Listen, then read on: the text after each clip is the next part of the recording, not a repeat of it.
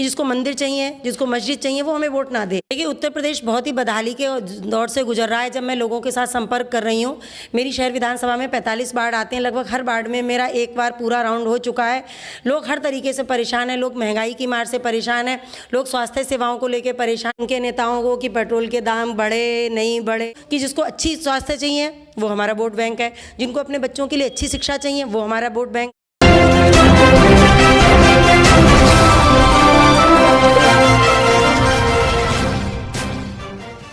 नमस्कार, आदाब। मैं हूं अतीक अंसारी और आप देख रहे हैं smart news India. Smart news India के आज के इस प्रोग्राम में हम आपको मिलवाने वाले हैं एक ऐसी शख्सियत से जो किसी तारुफ की मोहताज नहीं है। जी हां, मैं बात कर रहा हूं 124 शहर विधानसभा से चुनाव में उतरने वाली कृष्णा भारद्वाज, जो कि आम आदमी पार्टी से एक प्रत्याशी हैं। आज हम मौजूद हैं कृष्णा भारद्वाज जी के पास। कृष्णा भारद्वाज जी, आपका स्मार्ट न्यूज़ इंडिया में बहुत बहुत स्वागत है। जी नमस्कार। मेरा सबसे पहला आपसे सवाल ये है कि 2022 के विधानसभा चुनाव जो शुरू हो रहा है, उसमें उत्तर प्रदेश में आम आदमी पार्टी की जो है चुनावी रणनीति वो क्या है? देखिए, हमारी रणनीति जो है कि आम आदमी पार्टी जो है कहीं पे भी उत्तर प्रदेश में जो इलेक्शन लड़ रही है, उसका बेसिक मुद्दा हमारा ये है कि हम दिल्ली मॉडल को लेकर इलेक्शन लड़ रहे हैं। दिल्ली मॉडल में जो बेसिक आदमी के लिए जो बुनियादी ज़रूरतें हैं, उनके लिए दिल्ली सरकार ने काम किया है। वही तरीके से हम लोग यहाँ पर स्वास्थ्य, शिक्षा, पानी, बिजली, बुजुर्गों की पेंशन और जो आम जनमानस की बेसिक समस्याएँ हैं उन पर जो दिल्ली में काम कर रही है, सेम उसी तरीके का ही मॉडल हम उत्तर प्रदेश में लाएंगे। तो मेन चुनावी रणनीति हमारी यही है। और दूसरा, उत्तर प्रदेश की कुछ अपनी भी आवश्यकताएं हैं, कुछ अपनी भी प्राथमिकताएं हैं। जैसे हमारे यहाँ रोजगार की कमी है, हमारे यहाँ शिक्षा बहुत पिछड़ी है, साथ ही हमारी स्वास्थ्य सेवाएं बहुत मतलब बेहाल हैं। तो हम उन पर लगातार काम करेंगे। तो जो दिल्ली मॉडल है वो हमारा बेसिक मॉडल है। साथ ही उत्तर प्रदेश एक बड़ा राज्य है, तो यहाँ पर अपनी भी कुछ आवश्यकताएं हैं, उनको हमारी एक रणनीति के तहत हम उनको उतारेंगे। जी, बहुत बड़ी बात मैडम कह रही हैं कि जो दिल्ली मॉडल है केजरीवाल सरकार का, उसको उत्तर प्रदेश में लागू करना ही इनकी चुनावी रणनीति है और दिल्ली के जैसा ही उत्तर प्रदेश को बनाने की इनकी सोच है। मेरा अगला सवाल मैडम से ये है कि आज जब ये जनसंपर्क कर रहे हैं तो लोगों की कौन सी वो परेशानियां, कौन से वो मुद्दे हैं जो आज निकल कर सामने आ रहे हैं और 2022 के विधानसभा चुनाव को प्रभावित करेंगे? देखिए, उत्तर प्रदेश बहुत ही बदहाली के दौर से गुजर रहा है। जब मैं लोगों के साथ संपर्क कर रही हूँ, मेरी शहर विधानसभा में 45 वार्ड आते हैं, लगभग हर वार्ड में मेरा एक बार पूरा राउंड हो चुका है। लोग हर तरीके से परेशान हैं, लोग महंगाई की मार से परेशान हैं, लोग स्वास्थ्य सेवाओं को लेकर परेशान हैं। आज कई घरों में मैं गई, मुझे बड़ी दुख और तकलीफ की बात हुई कि आज हम स्वतंत्र भारत की बात कर रहे हैं, लेकिन आज भी लोगों के मतलब बिल नहीं भरे होने के वजह से मैंने उन 10 परिवारों से इंटरेक्शन किया जिनके बिजली मतलब कट चुकी है। तो हम कह रहे हैं हम आज़ाद हैं, हमारा देश हम डिजिटाइजेशन के दौर में है, हम स्मार्ट सिटी के दौर में कहाँ हैं, हम कहाँ हैं हमारी स्मार्ट सिटी, जबकि लोगों के बीच में हम देख रहे हैं उनकी बिजली के बिल मतलब उनके घरों में लाइट नहीं है। तो ये बहुत ही बड़ी दुखद समस्या है। लोग महंगाई की मार से परेशान हो रहे हैं। आए दिन जो भ्रष्टाचार है, आप पुलिस का तरीके देख लीजिए कि आज पुलिस की कस्टडी में लोग मर जाते हैं, जहाँ पुलिस से लोग जो है वो पहुँचते हैं अपनी समस्याओं को लेकर। तो चारों तरफ उत्तर प्रदेश बहुत ही बदहाली के दौर से गुजर रहा है। चारों तरफ काम करने की हमें ज़रूरत है। हमारी सड़कें खराब हैं, हमारे पास पानी की व्यवस्था नहीं है, लोगों के पास राशन की व्यवस्था नहीं है, स्वास्थ्य की व्यवस्था नहीं है। आप कौन सी जरूरत नहीं है उत्तर प्रदेश में? चारों तरफ उत्तर प्रदेश में हाहाकार मचा हुआ है, बहुत ही खराब तरीके की सरकार चल रही है। आप सिर्फ 5 किलो अनाज बांट के देश को आगे बढ़ाने की बात कर रहे हैं, मुझे तो इसमें सिर्फ हंसी आती है और कुछ नहीं। मैडम ने कहा है कि भाई उत्तर प्रदेश में जो है महंगाई की मार बहुत है, लेकिन जब मेरी भाजपा नेताओं से बात हुई या मैंने खुद जो अपनी पर्सनल बता रहा हूँ कि एक भाजपा विधायक से जब मेरा इंटरव्यू हुआ तो उन्होंने कहा कि हमें तो उत्तर प्रदेश में कहीं महंगाई नहीं दिखती है। ये बहुत ही, वो तो कहेंगे, ये तो बहुत ही हास्यास्पद है। जिस तरीके से आप देखते हैं उनके नेताओं को कि पेट्रोल के दाम बढ़े नहीं बढ़े, इस तरीके की बात कर रहे हैं, ये किसी को बताने की ज़रूरत है क्या? कहीं पे भी प्रत्यक्ष को प्रमाण की आवश्यकता होती है। आप पेट्रोल की महंगाई देख लीजिए, आप सरसों का तेल देख लीजिए, आप किसी भी सेक्टर में चले जाइए, आप जो बच्चों के स्कूल की फीसें जिस तरीके से बढ़ी हैं, आप कहीं पर भी तो देख लीजिए, आप कोई भी सेक्टर देख लीजिए। मैं आपसे पूछूंगी कि आप कोई भी सेक्टर पर, आप लोग तो पत्रकार हैं, आप लोग तो बेहतर लोगों की सच्चाई को दिखाते हैं, आप तो 4th स्टेट मतलब है, हमारे चौथा स्तंभ है, तो आप हमसे बेटर तरीके से जानते हैं कि कहाँ परेशानी नहीं है, लोग किस बदहाली के दौर से गुजर रहे हैं। कोरोना में लोगों का रोजगार खत्म हो गया है, लेकिन हमारी महंगाई बढ़ी नहीं, मतलब कम नहीं हुई कहीं से कहीं तक। तो ये बिल्कुल बहुत ही गलत बात है कि महंगाई नहीं बढ़ी है, ये हर आदमी जान रहा है, समझ रहा है, लेकिन वो रोए किससे, वो बताए किसको? तो इस समय में अगर लोगों के लिए कोई सही काम कर सकता है, लोगों को बेसिक सुविधाएं कोई दे सकता है, तो सिर्फ और सिर्फ आम आदमी पार्टी कर सकती है। ये आम आदमी पार्टी धर्म और जाति की राजनीति नहीं करती है। लोग हमसे अक्सर पूछते हैं कि आपका वोट वोट बैंक क्या है। मैं ये कहती हूँ कि जिसको अच्छी स्वास्थ्य चाहिए वो हमारा वोट बैंक है, जिनको अपने बच्चों के लिए अच्छी शिक्षा चाहिए वो हमारा वोट बैंक है, जिनको बिजली फ्री चाहिए या 300 यूनिट एक जो बेसिक चाहिए, और जिसके लिए आप लोग मतलब बहुत बार ये हमारे ऊपर सवाल उठता है कि आप लोग फ्री कर रहे हैं, आप गलत कर रहे हैं। ये सभी चीज़ें जो बेसिक सुविधाएं हैं दूसरे देशों में भी मिलती हैं, जिसको लोग सोशल सिक्योरिटी के नाम से जाना जाता है। लेकिन हमारे जब हिंदुस्तान की बात आती है तो हम दूसरे की अच्छी चीज़ों को तो नहीं अपनाते हैं, लेकिन गलत बातों पर हम बैठ के सिर्फ बजाय करते हैं। इससे देश नहीं बढ़ेगा। अच्छा, जो मैडम आपकी पार्टी जो है 300 यूनिट बिजली फ्री देने की बात कर रही है उत्तर प्रदेश में, तो अभी देखने को मिला है जल्दी में कि समाजवादी पार्टी ने भी ये घोषणा की है, क्या कहना चाहेंगे? देखिए, समाजवादी की सरकार रही है, भाजपा वाले भी कह रहे हैं कि हम भी माफ़ कर देंगे, हम भी मुफ्त कर देंगे, लेकिन ये तो वो वाली बात हुई कि एक आदमी कह रहा है कि आप कूद सकते हैं, आप कूद सकते हैं, मैं भी कूदूंगा, मैं भी कूद जाऊंगा। तो आप तो रहे थे ना, जो कोई कह रहा है कि मैं भी कूद जाऊंगा, ठीक है, लेकिन हमारी पार्टी ने वो करके दिखाया है। केवल वो वाली बात नहीं है कि जो जुमलों की सरकार दूसरी सरकारें चल रही हैं। हमने समाजवादी की भी सरकार देखी, हमने बसपा की भी सरकार देखी, हम भाजपा की भी सरकार देख रहे हैं।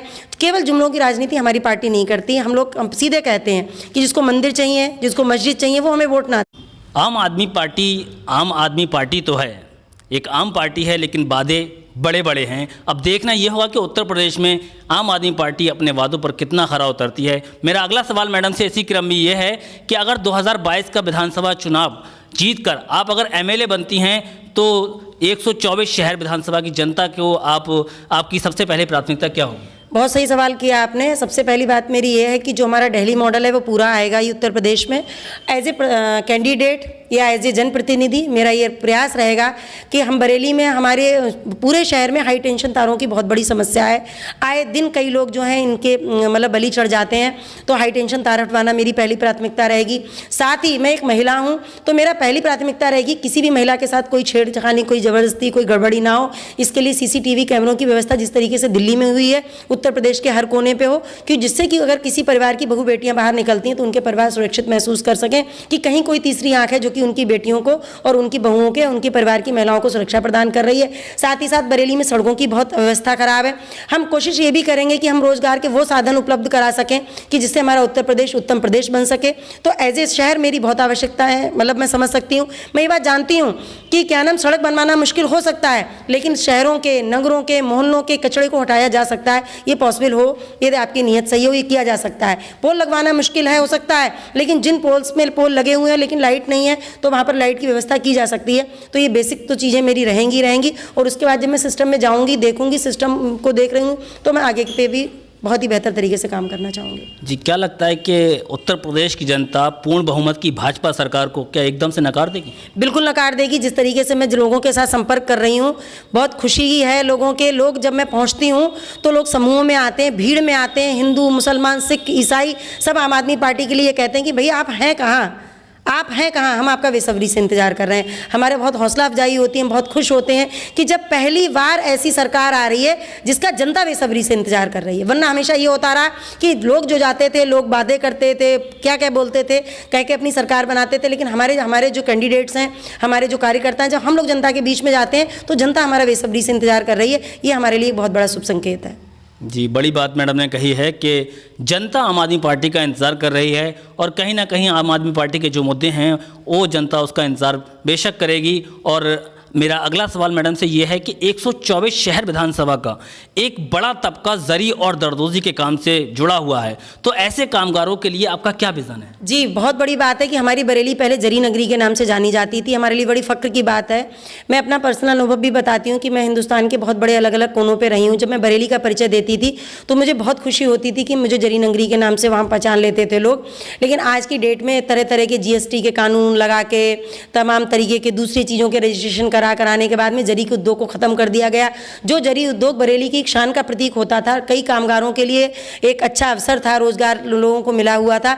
तो हम लोगों ने, वैसे पर्सनली भी मैं कोशिश करती हूँ कि हम लोग जरी कार्ड बनवा के जिन लोगों को का मतलब रोज़गार जो है सुचारू रूप से चलवाने की कोशिश हम लोग पहले भी करते आए हैं, और आगे जो है इसको मैं तो ये कोशिश करूँगी कि जिस तरीके से ये इतनी खुशी की चीज़ है, जैसे हम लोग क्या करते हैं कि एक बिजनेस को डेवलप करना होता है तो हम उसको बड़ा प्लेटफॉर्म देते हैं। तो मैं तो निश्चित ही कहूँगी कि जब हमारी सरकार बनती है तो इन लोगों को एक अलग तरीके से कुछ ना कुछ पैसे की व्यवस्था कराई जाए, जो कि उनका रोजगार डूब रहा है, उनको सब्सिडी वाला ज़्यादा से ज़्यादा संख्या में लोन कराया जाए और उनके लिए वो पोर्टल्स बनाए जा सकें कि उनका यहाँ का सामान, यहाँ की उनकी चीज़ें, क्योंकि हमारे जो गरीब वाले भाई लोग हैं वो काम बहुत अच्छा करते हैं लेकिन उनके बिजनेस को प्रमोशन नहीं मिल पाता है। तो उनके प्रमोशन के लिए मेरी हमेशा कोशिश रहेगी कि हम उसको मतलब वर्ल्ड लेवल पे, एक विश्व के पटल पर हम उनको लेके आएँ और उनके इस काम को आगे बढ़ाएं और अपने हिंदुस्तान के काम को चमकाएं। जी, ज़री के कामगारों के लिए एक बड़ी बात है कि मैडम उनको एक नेशनल लेवल पर पहुंचाने की बात कर रही हैं। और आखिरी मेरा ये सवाल है, एक गुजारिश है कि 124 शहर विधानसभा की जनता से आप क्या अपील करना चाहती हैं हमारे चैनल के माध्यम से? मैं अपील यही कहूँगी कि मैं एकदम सामान्य परिवार की महिला हूँ। ये बहुत बड़ी बात है कि आम आदमी पार्टी ने जैसी पार्टी ने एक सामान्य महिला को इतना समझा कि उन्होंने मुझे यहाँ से कैंडिडेट बनाया है। मैं अपने बरेली वासियों से निवेदन करूँगी, नम्र निवेदन हाथ जोड़ के मैं उनसे करना चाहूँगी कि एक महिला है, एक पुरुष के लिए बुद्ध बनना बहुत आसान है, वो कभी भी घर से निकल सकता है, लेकिन एक महिला जब राजनीति में आती है तो उसके लिए बहुत बोल्ड कदम होता है। तो मैं कहूँगी कि आप लोग मेरे लिए नहीं, एक महिला के लिए आगे आएँ, अपने देश की व्यवस्था परिवर्तन के लिए आगे आएँ, पढ़े लिखे लोगों को जगह देना चाहूँगी कि मुझे आप लोग समझें, मुझे देखें, मेरे काम को समझें और जब आपके दिल से आवाज़ आए कि मेरी पार्टी ठीक है, मैं एज ए कैंडिडेट सही हूँ, मेरी नीयत सही है और मैं ईमानदार हूँ, तो आप मुझे निश्चित ही जिताएँ। और बस यही मेरी अपील है लोगों से।